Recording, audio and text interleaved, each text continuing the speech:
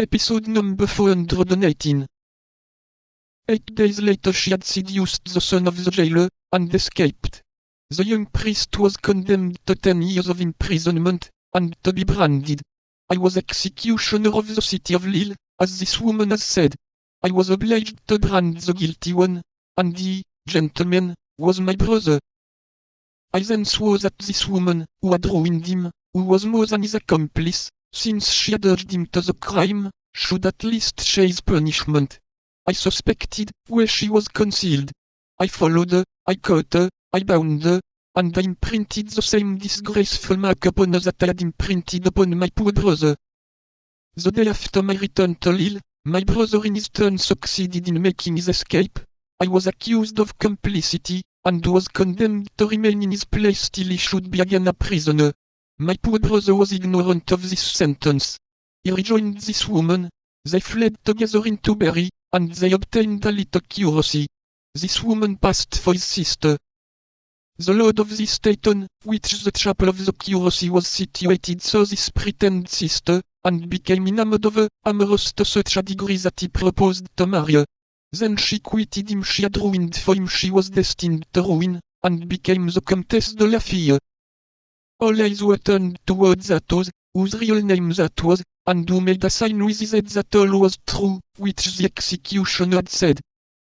Then, resumed he, mad, desperate, determined to get rid of an existence, from which she had stolen everything, honor and happiness, my poor brother returned to Lille, and learning the sentence, which had condemned me in his place, surrendered himself, and hanged himself that same night from the iron bar of the loophole of his prison.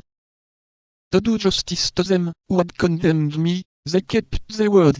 As soon as the identity of my brother was proved, I was set at liberty. That is the crime of which I accuse her, that is the cause for which she was branded.